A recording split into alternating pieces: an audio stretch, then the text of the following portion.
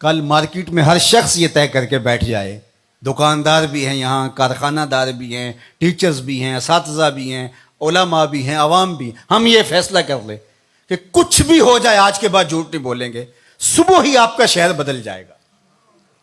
انقلاب لانے کے لیے کوئی کہیں سے کوئی فلسفہ لانا پڑے گا جس کو پھر عملی طور پہ تنفیذ کے لیے اس کے لیے کوئی سیمینار کرنے پڑیں گے۔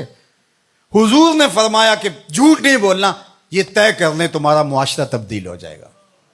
تم طے کر لو ہم اوروں کے لیے جئیں گے، صرف اپنے لیے نہیں۔ تو پھر کوئی کسی سے دھوکہ کیسے کر سکتا ہے؟ کوئی کسی سے فراڈ کیسے کر سکتا ہے؟ کسی کو نقصان کیسے پہنچا سکتا ہے؟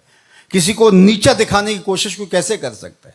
صلہ رحمی، رویوں کی خوبصورتی، جس کا کوئی کمانے والا نہیں ہے اس کے کمانے والے ہم بن جائیں۔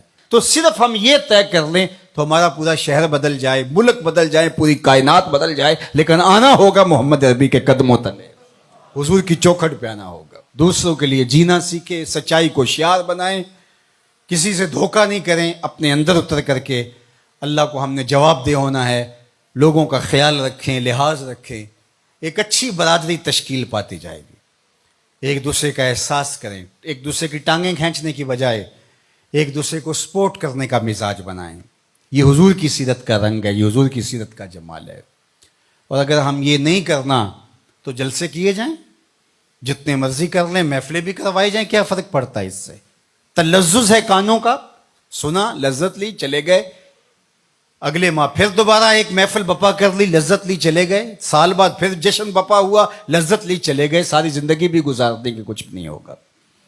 لیکن اگر ہم نے طے کرنا ہے کہ یہ اس میں تو کوئی دوسری رائے نہیں کہ سچ بولنا چاہیے، یہ ہمارے نبی کی بھی تعلیم ہے، انسان اپنے ضمیر سے پوچھے، اندر سے بھی یہی آواز آ رہی ہے، اپنے دائیں بیٹھے شخص سے پوچھے، بائیں بیٹھے شخص سے پوچھے، اپنے استاد سے پوچھے، باپ سے پوچھے، ماں سے پوچھے، کسی شخص کو گلی میں کھڑا کر کے پوچھ لے سچ بولنا چاہیے کہ جھوٹ بولنا چاہیے، وہ کہے گا سچ بولنا چاہیے۔ تو پھر ہم آج کے بعد کیوں طے نہیں کر لیتے کہ کچھ بھی ہو جائے سچ ہی بولیں گے، ہماری زندگی سچ کے ساتھ جڑی رہے گی، تمہارا رب آسمان سے بھی رحمتیں نازل کرے گا، زمین سے بھی رحمتیں تمہارے اوپر نازل فرمائے گا۔ لیکن اگر ہم نے یہ طے نہیں کیا، ہم نے بس یہی طے کیا ہے کہ ہم کانوں کی لذت لیں گے اور ہم جو ہے وہ ایک وہ حظ لیں گے وقتی طور پہ، لیکن ہم نے زندگی اپنی خواہش کے مطابق ہی گزارنی، جو ہم طے کر چکے ہیں اس کو بدلنا نہیں ہے، تو پھر کائنات کی کوئی چیز آپ کو نہیں بدل سکتی۔ اللہ اس کو نہیں بدلتا جو اپنے آپ کو بدلنے کی کوشش نہیں کرتا،